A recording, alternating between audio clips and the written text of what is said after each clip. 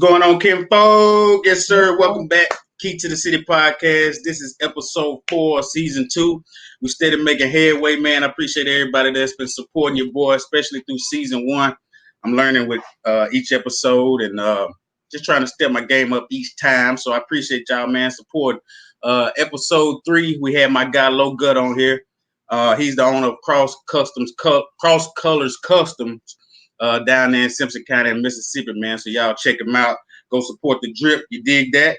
And we still gonna keep bringing you high quality content, high quality guests. And today is no difference.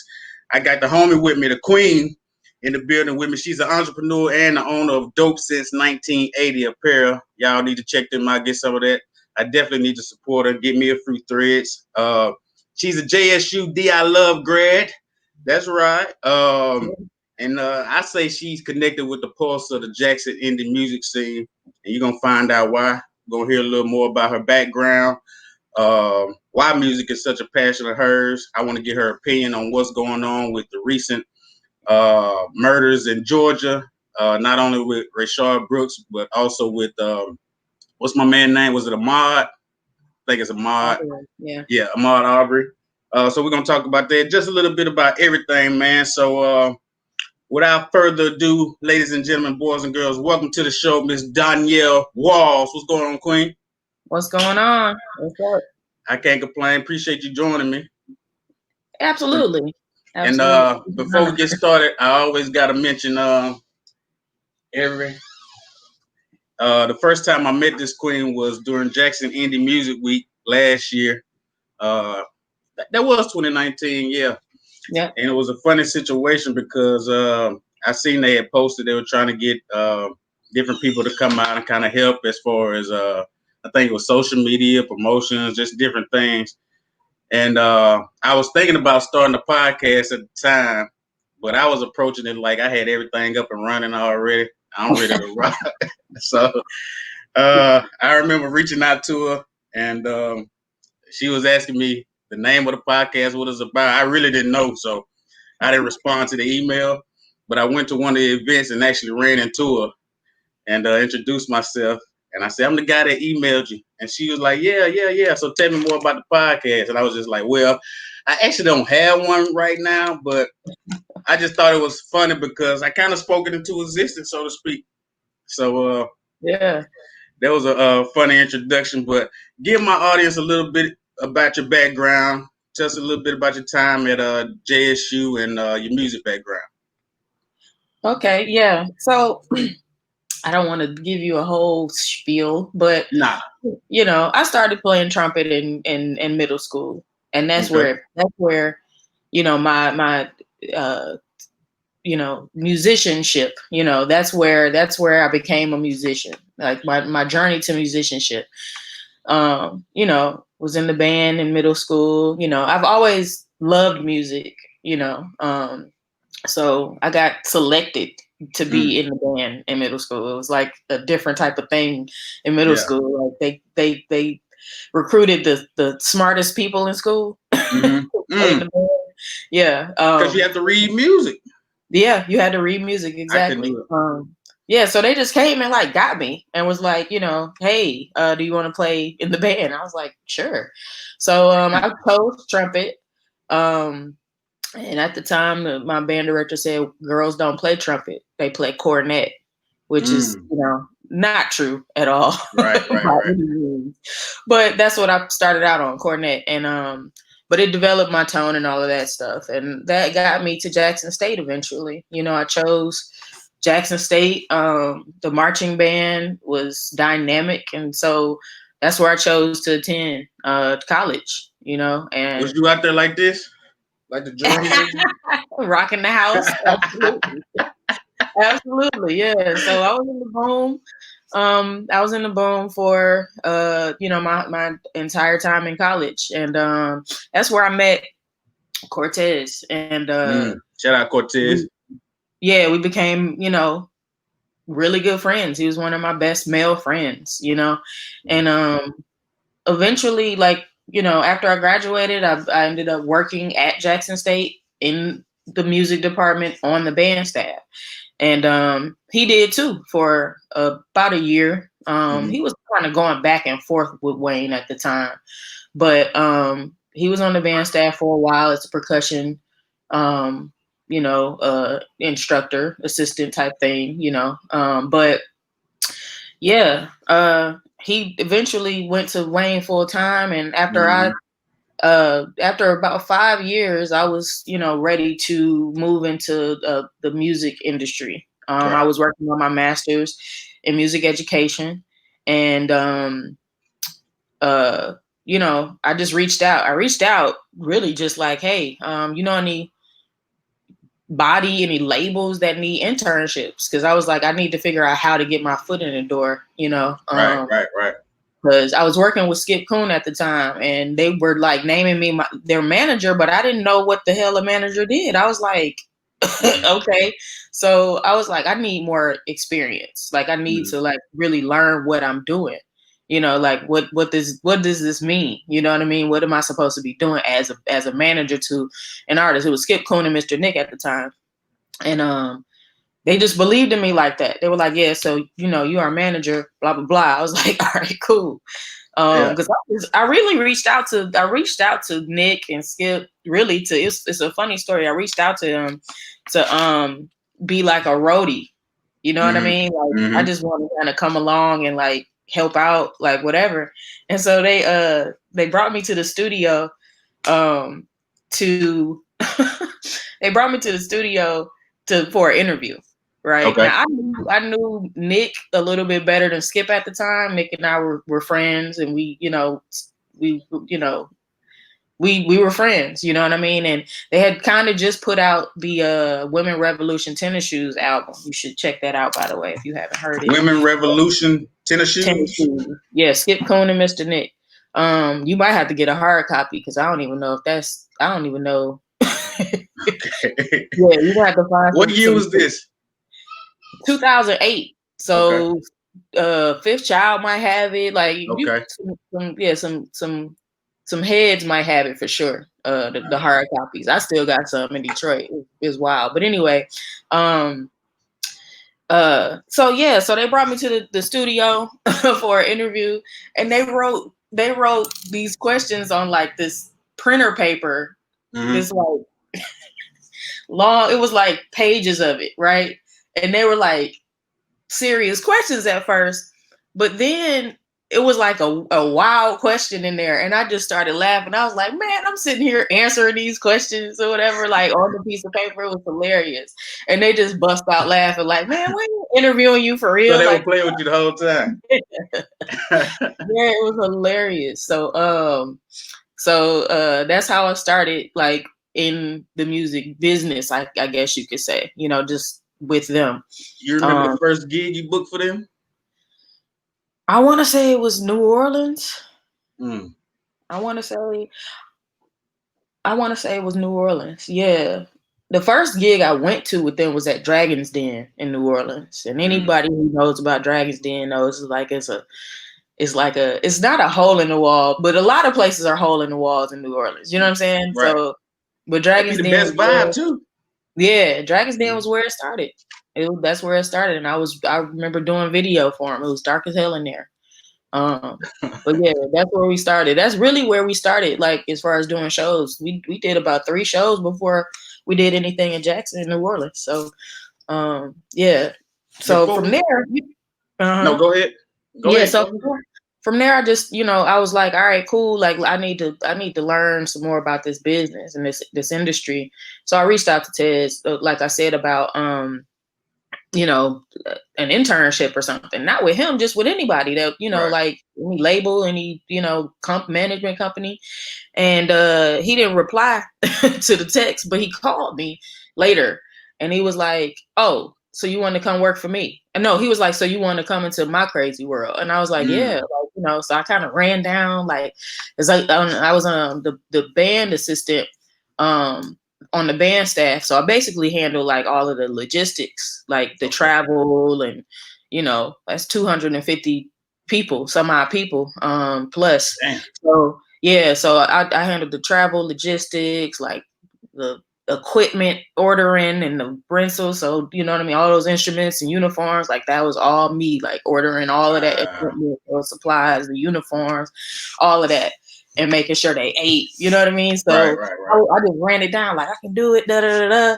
And so he was like, all right, I'll bring you out here. And I was like, okay, cool. Like, you know what I mean? And I was like, I'm excited.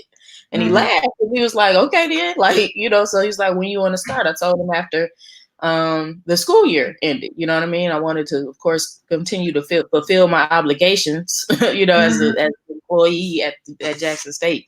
So, yeah, I went out and went out to Miami. I did a little Memorial Day, like, you know, kick back with my friends. Basically, we just hung out that weekend. He got there, and then like the next day, he was like, "Oh yeah, we got a flight tomorrow at 2." And just I was like like, "All right, cool." Yeah, just like that. Yeah. And I told my friends and my girlfriend at the time, and she was like, "What?" I was like, "Yeah, I'm leaving like that too," because we was partying. We were just in Miami for Memorial Day. And she was like, all right. I was like, I know. So the first thing that I did, like we got off the plane, we went to New York. And the first thing that I did with Tez as his assistant was Drake's SOB show. What? That was the first thing I ever did. We walk into the building and we walk into the building and his partner was like, D, it's so good to meet you. Heard everything about you, man. Da, da, da, da. And I was like, what? So then we get off the elevator. Bum B is like right there in front of my face. It was a shock, you know what I mean? And the first show we did was the first thing I did with Tez with Young Money was Drake's SOB show, and it was wild. You know, and that's where I met him and a bunch of other people, and that's when it started. It was it was full speed ahead from there. Yeah. How was you able to pull off your responsibilities without freezing up from being starstruck? Man, I put it like this: like really being in the band, like we were kind of around artists, you know, because sometimes they would perform with us for halftime and that sort of thing. But I learned from one of my band directors, Paul Adams. At the time, he was the associate director of bands and the head arranger. And when we used to go on like trips with Pet Band and whatnot, he would just tell us like, act like you do this, act like you've been here before, act like this is like, this isn't new to you. And so I kind of carried that with me in like life, you know, like I never got starstruck. The only time I ever really got starstruck was with Kanye. Yeah. When did you meet him? 2011, I want to say, on tour with Nicki. It was like a red alert, like Kanye's coming to perform. You know, I forgot what Monster. I don't know. I think it was. Yeah, that was out there. Yeah. Yeah, he came to perform, and I was like texting everybody, like, please make sure I meet him, like, please. And he, you know, he walked up. We were, you know, to get ready to go on stage, and I just walked up and introduced myself. I was just like, yo, you know, and I tried so hard not to stare at him, but I felt him staring at me. It was funny. Yeah. So staying on the music tip, and basically how you got your start. Tell my audience how important networking is, and kind of building like a pipeline of contacts. Yeah, networking, man. It gives me anxiety sometimes, but really, yes. It's super important that you meet people in the industry that you want to work in or that you work in, because those are the people that are going to get you along. You just don't walk into the music business and get a job. You know what I mean?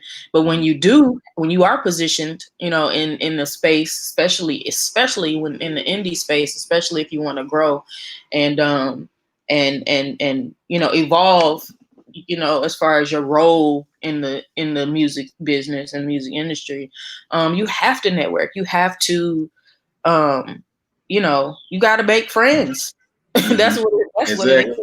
That's all networking is making friends in the industry that you work in and that you want to work in, because those people are going to get you, you know, you end up helping each other. It's a network. You network so that you can create your network of people that you can go to for this or that. You know, like you were networking. You know what I mean? I was about to say that. That was my whole goal when I first got back to the city, because I was out in Houston for a while. So when I first got back, I was looking at the indie music thing. I was like, who are all the contacts? I want to build a connection with these people, try to establish a relationship with these people. That's why I reached out to you. That's why I'm still reaching out to you. That's why I reached out to Cash. So, and things are slowly coming along, because y'all didn't know me from a can of paint, but it's about introducing yourself and, you know, saying, making yourself friendly and let people know that you're here in the space and you're willing to learn. So definitely got to have a humble approach. Yeah, for sure. And people need to see your face. You know what I mean? Like, and you know, if you want to get close to someone, you gotta do what you have to do. You know what I mean? You gotta make friends. You gotta, you know, that's just what it is, man. Your friends should be in the industry you work in. Like a lot of your friends should be in the industry that you know, want to get into or work in. You know, Facts. That's just, I mean, you know, not to say that you should, you know, your friends are your friends, but you should like make friends in the industry, man, because you never know. You just never know. It's about who you know. You know, it's a cliche, but it really is about who you know. It really is. That's facts. Yeah. You might have somebody call you out the blue and say, "Hey, can you work this event for me?" So you never know what happened. Now you currently reside in the ATL. Yeah. Music scene been popping for quite a while. They done had a stronghold on the music industry for a while. You're from Jackson State. So you familiar?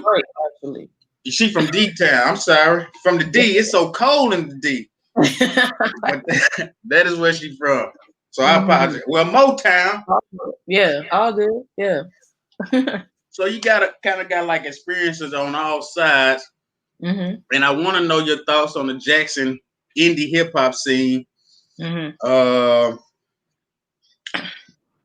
specifically the artists right now, but there's always a comparison between, well, you've had a lot of artists in the past that say we need to build kind of like a solidarity like Atlanta or whatever the case may be. They try to compare those two cities, but you have people like Kamikaze that says, you know, the scene in Atlanta is no better than the scene here as far as people getting along, and because the assumption is that people in Atlanta stick together and they ride this wave and support everybody, and you can't mess with the A without messing with all of us. I want to know your whole thoughts on, first, just a comparison between an independent artist trying to make it in Jackson versus one trying to make it in Atlanta, and the different resources one has over the other. Or is there any? Nah. So yeah, there's no difference.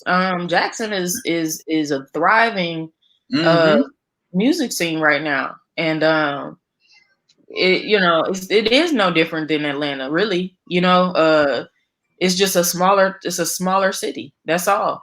I don't think there needs to ever be a comparison mentioned, because what I see is that the artists are like, you know, I won't say unified, because I don't want to, you know, it's not like a movement, but there is a thriving music scene in Jackson. I would not ever say that there isn't. Now there is, like maybe some years ago, you know, it was kind of struggling a little bit as far as like, you know, but everywhere I look, all of the people I see, they support each other like to the fullest. You know what I mean? So I think, you know, for some people, you know, you have to go out there and see what's out there, but that can come with touring. I don't think you have to leave to get it popping, like leave in terms of like move away. Right. Because honestly, when you move away, it depends. You have to have a goal. You have to have an intention. Like, what is your intention? If you're gonna move to Atlanta, what you gonna do when you move to Atlanta? Because it's a bigger place. Right. You know what I'm saying? It's a bigger lake. It's the bigger pool. So like, how are you going to increase your footprint in a whole nother city, or town? You have to think about that. And if you're in Jackson and you popping, make it popping, like keep it popping in the place that you're at, and then just tour. Like that's all you got to do. This is all you have to do, and network. That's it. You have to conquer where you are first, right? Yeah, tour, network, improve your craft, work on your craft, study your craft, and keep it going. Like get it popping. And I think Kaz can speak to it because, shout out Kaz, my shout partner. out my dog. Kaz can speak to it because him and Banner popped off from Jackson, and now he's managing an artist, Silas, who popped off from Jackson. You know what I mean? So he has proof, and artists that I've worked with, Skip, Coke, like they get it popping in other cities and other places. You know what I mean? So I think it's really just about going out here and and seeing what's out here, touring, meeting people, networking, and and building your network, improving your your 10 friends around you that you know what I mean, like improving on that, and making sure that you have support in these other cities. That's it. That's all you need in these other cities is support. For people to leave, I've seen people leave and their career fell off completely because they relocated and they didn't know what to do. So it's not about that. I mean, of course, some of these other cities, of course, LA, Atlanta, are popping. But honestly, I wouldn't even say LA is popping. Because you gotta when you think about it, you still have to start on the indie level, right? So if you go into Atlanta, if you go to LA, first of all, LA does not have a music scene. Let's be clear, it doesn't. Expound on it. LA, people live in LA that are popping after they start popping, but you know what I mean? There's no music scene in LA. You know what I mean? That's the big city. That's a big city where people come to tour in these large venues. But I've never been to an indie show in LA ever. I wouldn't even know where to find them, to be honest. It's already popping in LA. Atlanta, you got showcase after showcase after showcase in Atlanta.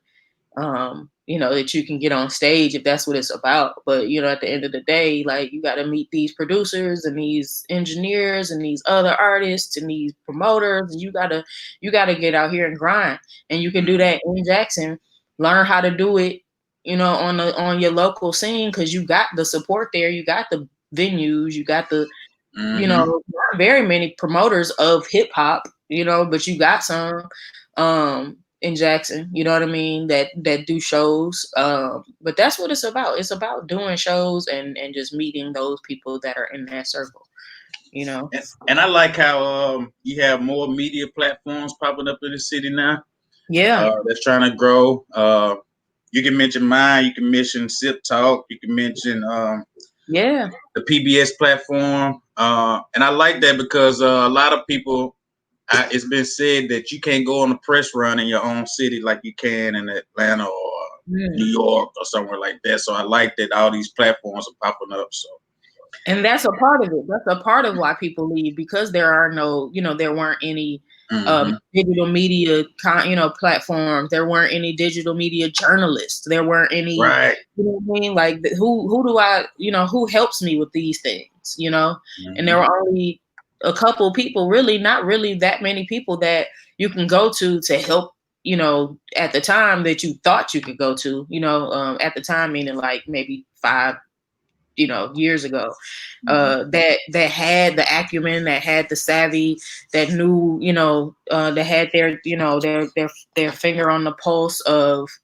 what's going on out here in the industry and in Jackson. So I can see why a person would think, okay, I can't accomplish I can't get any further here, because there weren't any platforms, any promoters, any, you know what I mean, like attorneys even right. Yep. That could help, like carry it along, help you get further along. So now you have that. Yes, Lord, and we need to keep growing. And lastly, on the music tip, it seems like it's been a resurgence in female rap, and it's like a variety. You got your Nickies, you got your Megan, but you also have your Rhapsodies. You have your I forget the young lady name every time, but instead of it being like one lane for like the female rappers, they're being more.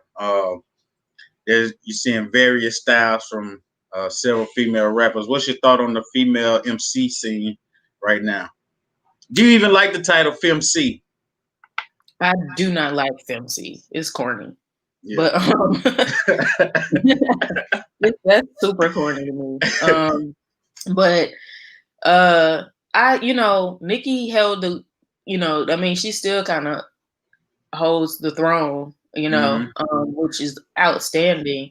But I think it's incredible. I think it's amazing. It's awesome. Like you have, like you mentioned Nicki, you mentioned Megan, and you mentioned Rhapsody, right? And like you can kind of say, Megan, you can kind of say that Megan and Nicki are kind of similar, but Nicki sings, so and she's a pop artist as well. So, Megan hasn't set foot really into the pop world yet. Right. And I've never heard her sing either. But those are, I mean, you can say those are three different artists, but I really love it because when I was coming up, you had MC Lyte, Queen Latifah, you had Salt and Pepper, you had, Ben Yo-Yo, Kim. Yeah, Yo-Yo, right? All of these like amazing women, Left Eye, like all of these amazing artists who who just own their womanhood, you know what I mean? And like and did the thing. Like all of these girls, probably had cousins and friends and, male cousins and friends who rapped. And, of course, it's like, like I'm about to, you kind of by default, either learn how to or want to, and so, yeah, like they have as many bars as any other rapper. They're rappers to me. They're all rappers. If you got a pen game, you're a rapper, period. It doesn't matter female or male, of course. It does because if you add if you add the sexiness to it, you know what I mean? The barely clothed piece to it, then that adds, kind of another layer of woman, ownership to it. But they're all rappers, man. They're all MCs. All of them can, any of them can command a stage. Shout out Vitamin C, Jules. Shout out C, Jules. Yeah. The homies. Yeah. So no, I think the landscape is, is nice. It's really nice, and I love to see. I love to see it. I really do. So the female rapper, we can call them that if you want to call them that, but because they are women at the same time, it's amazing. I'm gonna go with rappers. Yeah. Since Donyale say it's corny, for the other terms, I'm gonna go with rappers. Key to the City podcast. We got the Queen Donyale Walls in the building. Let's switch it up a little minute. Now you reside in Georgia. It's been going down in Georgia, man. A lot of protests, a lot of civil unrest. Ahmaud Arbery murdered. Rayshard Brooks, which I think just really sent people over the edge again, right on the heels of George Floyd. I mean, come on, man. Like, you right there in it. tell us what's your thoughts on everything and how it's affecting you. Yeah. So, you know, the Ahmaud Arbery thing happened, and then the George, you know, all of what's happening is so necessary, you know.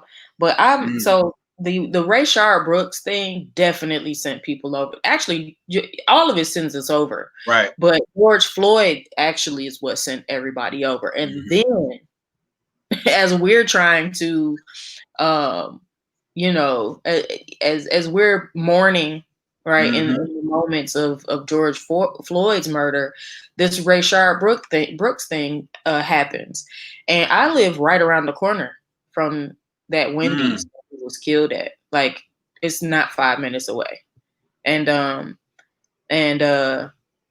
burned that thing down. But it's just time, man. Like, how you know, how much more do we need to, you know, like, can we take? You know, not even do we need to take, like, how much more can we take? And I think it's gotten to the point where there is no more. There will never be rest, I don't think, ever again, if police continue to kill Black people, Black men, Black women. There will never be rest again, ever. I don't see it. I don't see it.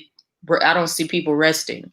You know, if this happens again in a week, is it good? You know, if it happens again, it's gonna get worse. Like, it's just not gonna get better. It's not gonna get better. People are not gonna be happy until there is peace in this country. And I know that that's a stretch, but we're seeing, you know, we're seeing things change, and it's because, you know, it's just time. I really think our ancestors, you know, they thriving right now. And you heard about the African dust headed over here to the south. Oh my God.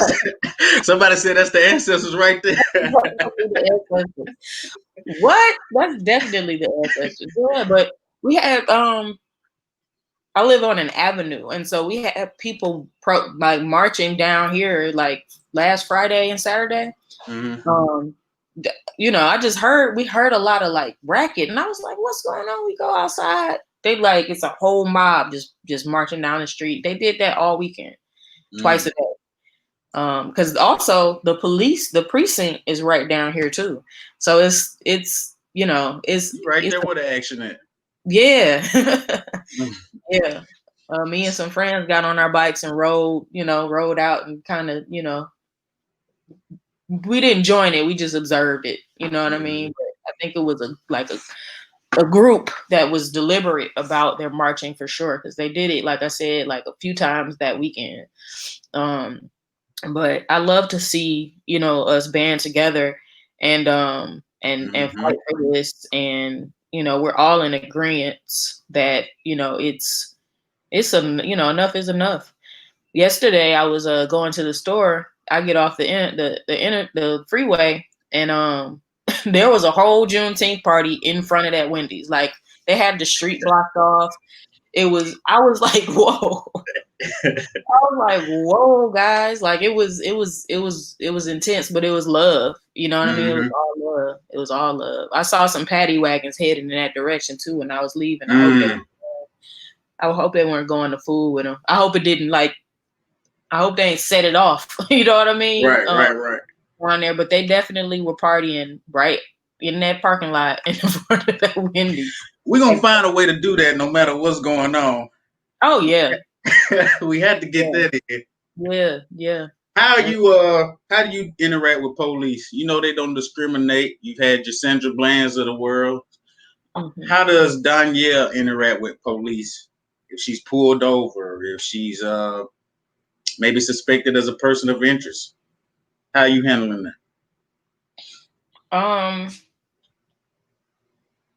Are you getting buck? How I'm handling it? No, not at all. I mean, I'm just gonna show them the respect they expect.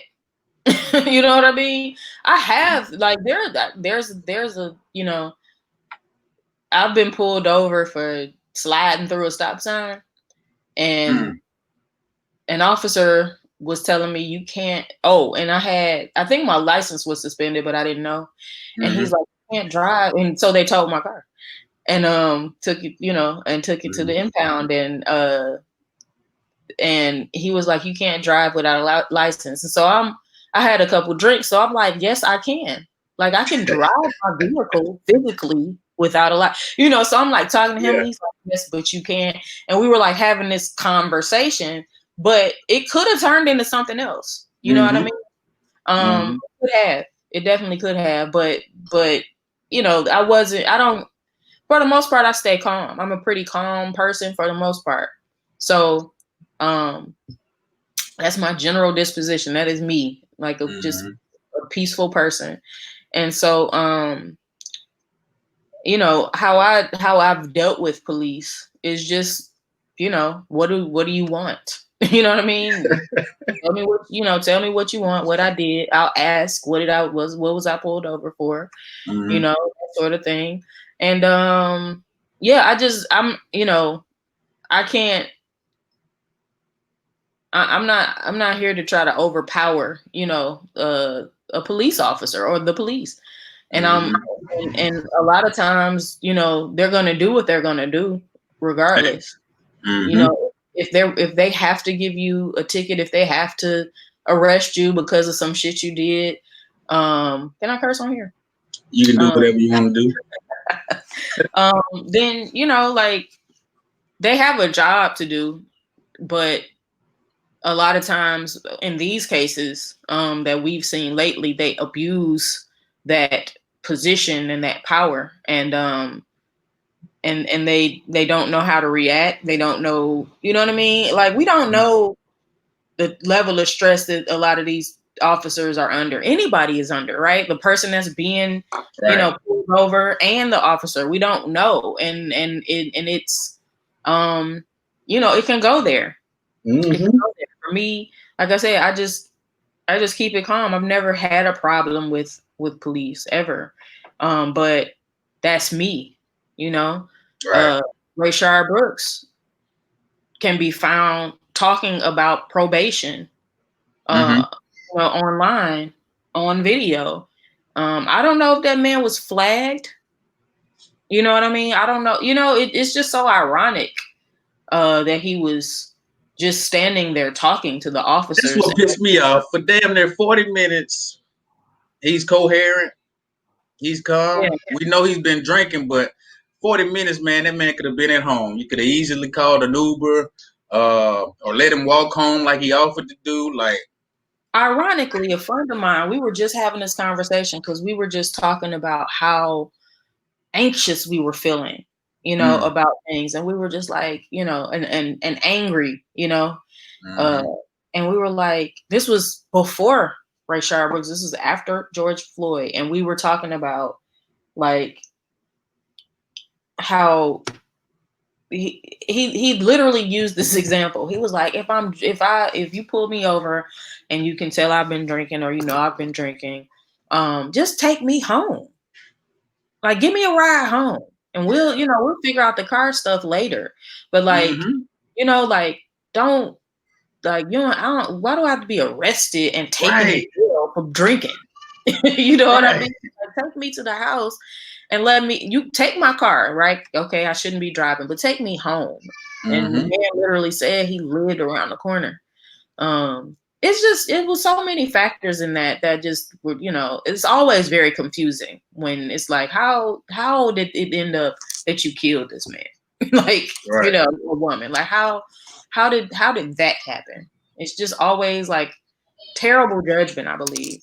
I think, even the officers that are coming out and saying like the officer was not wrong. How can he not be? This man is 12, 15 feet down the street. You cannot shoot anybody in the back. You're going to have to take that loss, man. If you can't catch up to him and trip him or something like that, come on, man. I just feel like they don't pursue anymore. They just bop. Like, let's do that. And so there was an sheriff, I believe, who was saying like, an officer knows that all officers have been tased, right? That's a part of their training. This officer knew that, that a taser would debilitate him for at least 5 seconds at the point where he could have been shot, he could have been assaulted.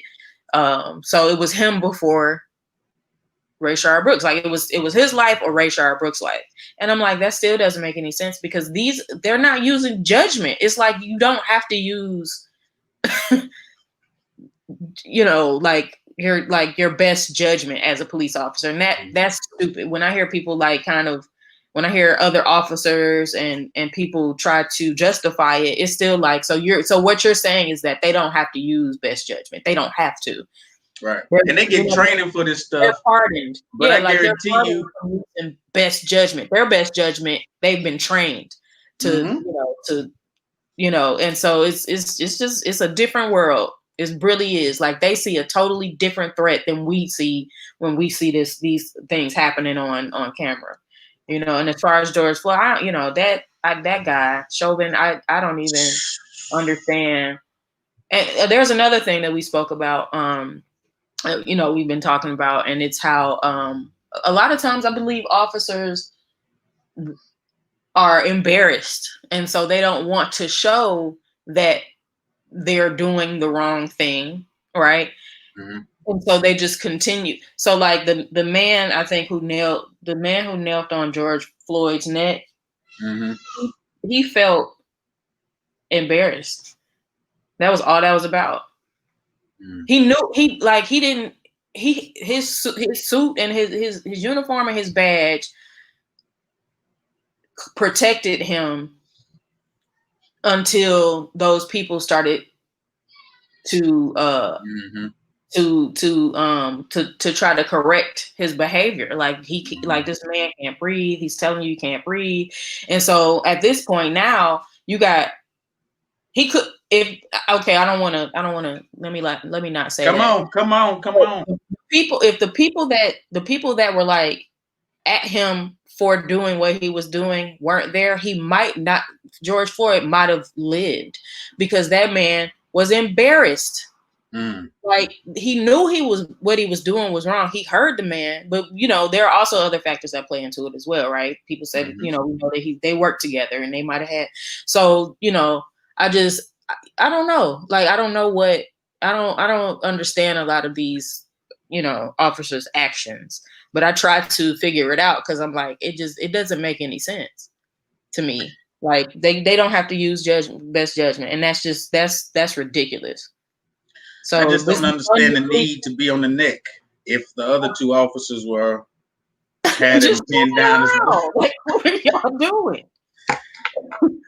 Like, what was his neck gonna do to you? Was he gonna headbutt you or something? He was already arrested. He had an officer on his legs, and then he had the hands in the pocket. Is what did it for me. That's all your body weight right there, man.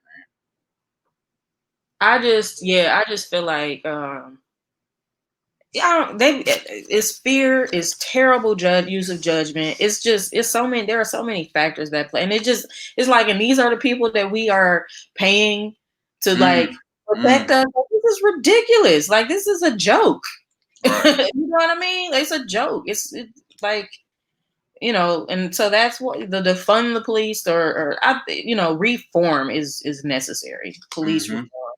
Just like, there's so many reforms that this country needs in order to operate like, for us to operate like fucking real people and not animals.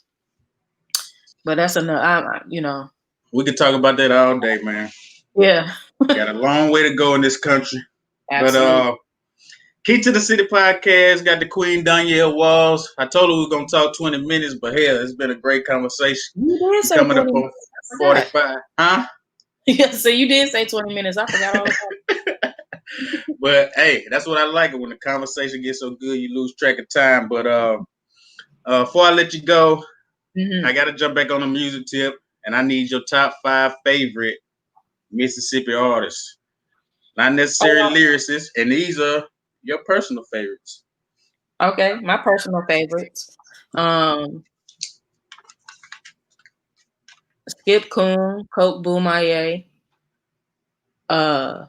Vitamin C, Crystal Gem, even though she's in Cali. What up, Crystal? Is she out there permanently? I wanted to get her on the show. Oh, I don't know. I don't know if she's staying after Okay. she graduates, but I know she's there for school. That's 4. And Judson Wright. Judson Ray. Right. Right. WRIGHT. Mm-hmm. And yeah. These are my personal favorites. I mean, I can give you a list of a lot more, but these are my personal favorites for different reasons. Okay, I'm had to check out that Judson Wright. You say Justin or Judson? Judson, okay. Right. He was in the cut. It was like a short-lived group, but they were amazing. But he's an amazing musician and talent. Okay. Yeah. And how can people reach out to you if they might have some questions for you? Might want to take the same path you took, music wise, or might just want to chop it up with you. How can they reach out to you? How can they find out more about Dope since 1980? Yeah, so Instagram, of course. I think I'm still Donnie 2 on Instagram. Mm-hmm. Yeah, it's right there. Facebook, I'm on Facebook, Donyale Walls. But Instagram, as far as Dope since 1980, Instagram, same handle, Dope since 1980. Also, my apparel is dope since 1980.com. Yeah. Okay. Yeah. Anybody want to reach out? Feel free.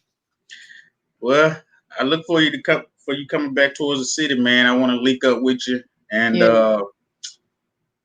what you been getting into lately? You been out with the coronavirus, or you staying in, or what? Oh no, I'm in the house. I'm staying out the way. Okay. I've been in the house since March 23rd or something like that, I think. Mm-hmm. Yeah, but I gather with friends, like a small group of friends these days, if that. But no, I'm just in the house. It feels funny, like going to the stores and stuff like that. I feel naked almost. Mm-hmm.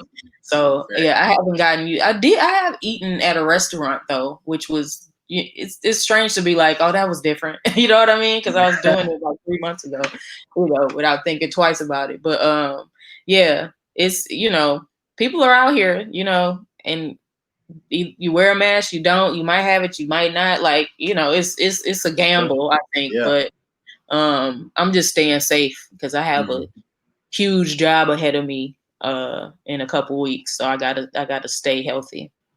Okay. Yeah. Well, peace and blessings, and I hope everything works out with that. I appreciate you joining my platform, man. Been trying to get you for a minute, so I feel accomplished. And I thank you for the support, and I'm gonna support you as well. And audience, y'all go support this queen. Follow, share, like, comment, and buy clothing. And shout out to Mark Zuckerberg and the staff at Facebook. Y'all are some lames. But thank you once again, Queen. I'm sure this won't be the last time we talk. Holler at me when you're in the city, and I'll holler at you when I touch down in the A sometime. But most definitely, thank you again. Yeah, 100%. Absolutely. Thank you, Key to the City. Y'all, you've been doing some work. I'm proud of you. I'm happy that you're doing your thing now. There's another platform out there, to feature these conversations, and right. And it's necessary. So yeah, shout out you, and keep it going, man. It's greatly appreciated, man. Well, yeah. Peace and blessings. It's all love. You be safe out there, all right? And holler at me if you need anything on my end. Absolutely. You do the same. All right, Queen. Peace. All right. Peace.